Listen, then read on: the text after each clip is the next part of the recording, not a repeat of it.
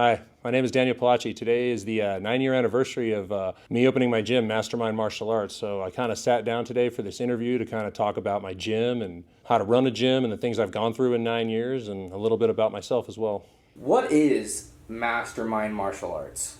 Mastermind Martial Arts is a place where anyone 5 years and up can come and train, whether they want to learn takedowns. I'm a black belt in judo. They want to learn ground, escapes, and submissions. I'm a third-degree black belt in Brazilian Jiu-Jitsu, or they want to learn stand-up striking. I have over 20 years of kickboxing experience with some kickboxing fights in there. I offer something for everyone. Even though I have a class that has multiple people in it, I can kind of tailor each class to the person depending. Like if certain people have injuries and they can't do certain things, I can tailor it towards that, where if someone is healthy, then they can do their thing, and I'm watching over everyone in the class. But I can kind of make sure that, some of the people in here that are older, that aren't flexible, they can't do certain things, I modify it for them and I have them do what their body can do. So I definitely structure everything so everyone can have fun and learn.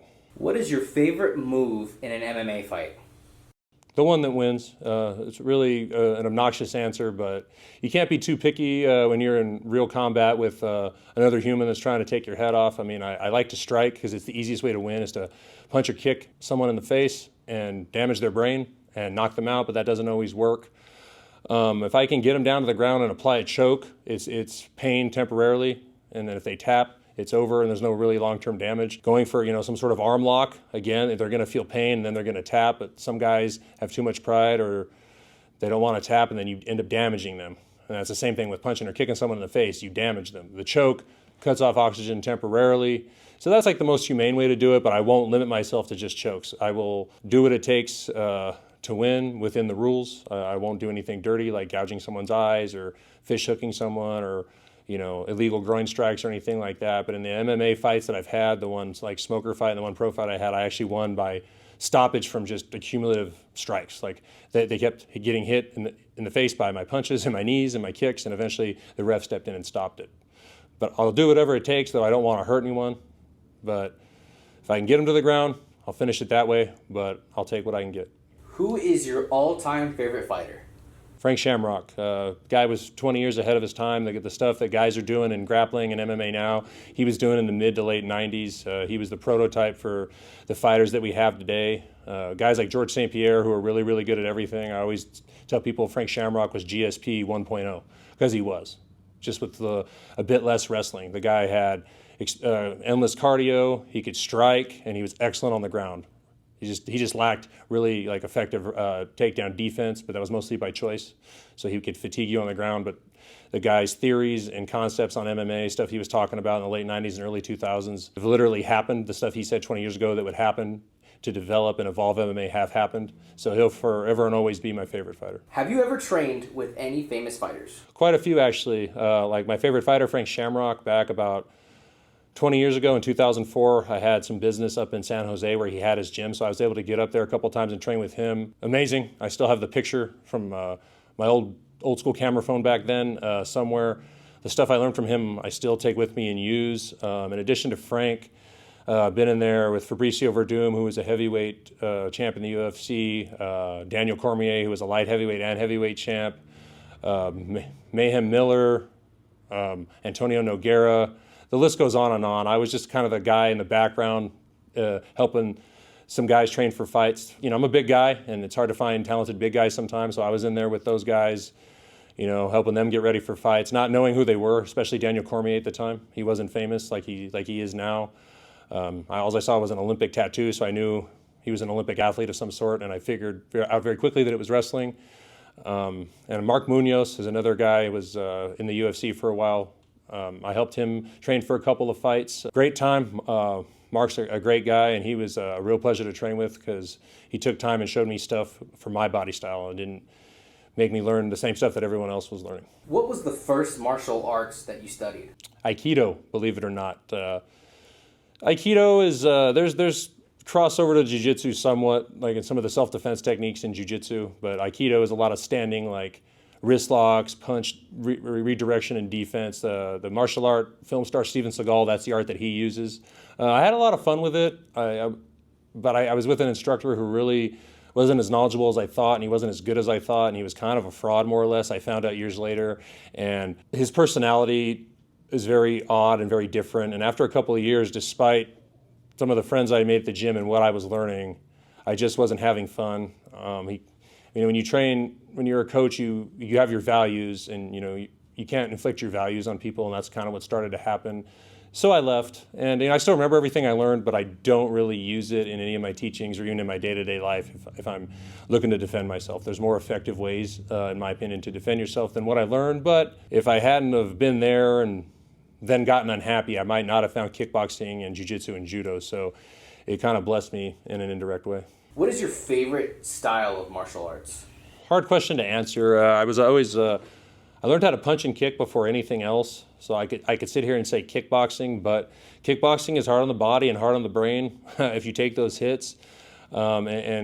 There's a high that I get when I'm on the ground grappling, and a release that I don't get with kickboxing, that I don't even get with lifting weights, and I love to kickbox and lift weights. When I'm on the ground, I don't know what it is. It's just like they say human chess.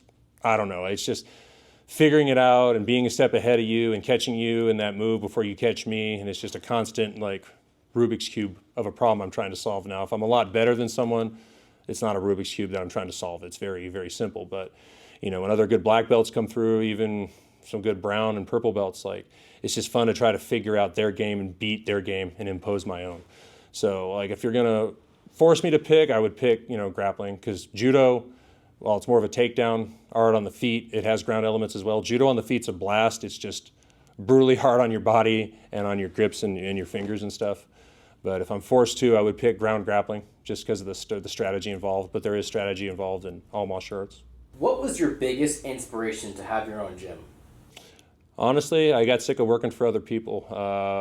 Before I opened up this place in 2015, I was a bouncer at a local bar for like 2.5 years before that. And all of us bouncers had either fought in the cage or done wrestling or done something. So we all trained together, and then some of the guys were fighting in the cage, and they asked me to train them because I was already a black belt in jiu-jitsu at the time. And, I like training people. I like training, and I knew I was good at it. A lot of those guys won when training with me. So it just motivated me to I think I can do this for a living. And then the guy who I worked for, I didn't like working for. He wasn't a good person, and I guess I didn't like having him as a boss. I've had some wonderful bosses. He was not one. And the desire to not want to work for someone else and to kind of call the shots on my own, even though I'm not much of a control freak, is what prompted me to do it. It's something I'm good at. It's something I enjoy. And I was young enough at the time. I was 32 when I opened this place. I'm 41 now. And I had some money in the bank. I knew that if I was going to give it a shot, that was the time.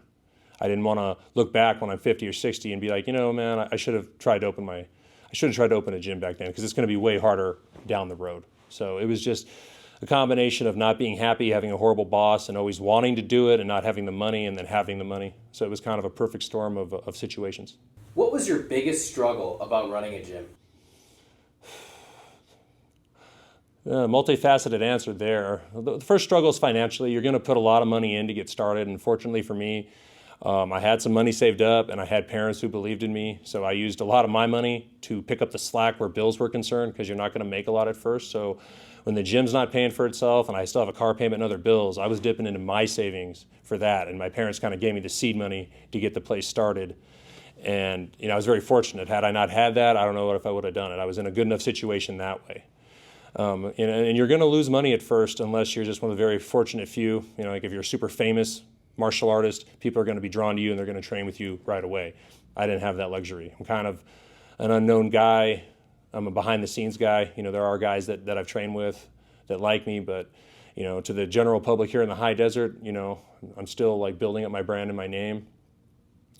And the second thing, which is even more important, is a personality conflict. Everyone comes in here with different mindsets, different goals, different wants, different needs. And like I said, I try to tailor the class more to someone's physical demands and limitations. But, you get people in here who are very antagonistic. You're saying something and they're in the background saying something else. And they like to argue with people and debate. And this isn't the place for that. You don't have to agree with me and my opinions on things. You don't have to agree with anyone else. But to kind of purposefully disagree with people and antagonize people, that's what I've dealt with the most. That's been the hardest, because, I have 7 or 8 people that don't like this guy over here. And now I have to go talk to that guy, and he doesn't see the issue.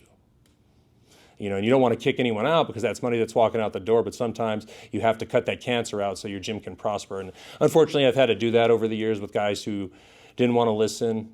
Gym culture is a very real thing. And there's guys that, come in here with egos and sometimes it's their living. What do they do for a living? They're very wealthy, or they play another sport at a high level. I've had some football players come through that almost made the NFL. So they're elite athletes, and they come in here and they struggle, and it's a problem for them because they've always excelled at stuff. So it's people's egos and personalities. Having an ego, I think, is a good thing. I have one, but I keep it in check. It keeps me sharp. It keeps me wanting to train. But dealing with different people's personalities, just to shorten that long answer that I just gave, is the hardest part because I have to deal with everyone in here. How does it feel now that you ran your gym for 9 years?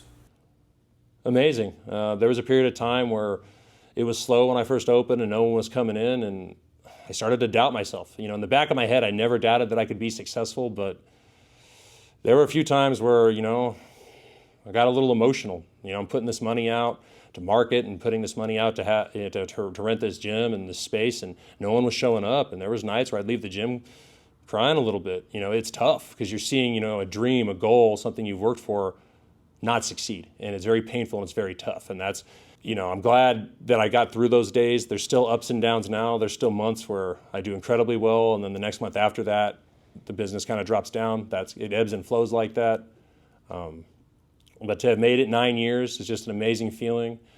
I want to continue it for the rest of my life. Like I said, I don't want to work a real job. I like working for myself. I like having the freedom to come in here, teach a class, get to do something I enjoy doing as a living, and then go home and be with my family and be with my dogs. And this allows me to do that. I start working for someone else. I might make more money, but I'm not going to be as happy. And you can't put a price on happiness at the end of the day. Where did you get the name Mastermind Martial Arts from? Two answers to that. When I worked at that bar that I talked about a little bit ago, I personal trained a lot of the bartenders, and because they were always looking to get in shape. It helps them at their job. And I would offer them, do you want weights? Do you want martial art training? What do you want? And so a lot of times I would combine the weights and martial arts, and I would always explain everything we're doing. And I remember one of the bartenders just one day, she's like, "Man, you're some kind of mastermind." And I always remembered that. I didn't really think much of it. And then when I was coming up with names, I didn't want something cliche and cheesy. I was going to go like next level martial arts, but next level is a cliche. It's cheesy. I want to take it to the next level. I just decided against it. And then I looked at my approach to things. Despite being 6'6", 260 pounds right now, I'm a giant person. Like, I'm very analytical. I think things out. When I teach, I'm very detail oriented. So like Mastermind, I have a lot of knowledge. So like that bartender nickname fit that she said, but then it also fits my approach to pretty much everything I do in life. I try never to be impulsive on anything. I try to think everything out and not react right away and try to figure things out rather than just reacting to things. So it fits because I do have a lot of knowledge in a lot of areas, and I'm proud of that, but I'm also analytical with that knowledge. Knowledge is useless unless you do something with it. Being smart means nothing if you can't use that intelligence and those smarts to your advantage. So my analytical approach and my knowledge base is why I use that name. What message can you give to the people watching? Martial arts is something that anyone at any age can do. Come in here, take your first class for free, and let me change your life. Let martial arts change your life. We have a good group in here. We have a great gym culture right now, and it's only going to get better. My prices are competitive, and you're going to have a lot of fun.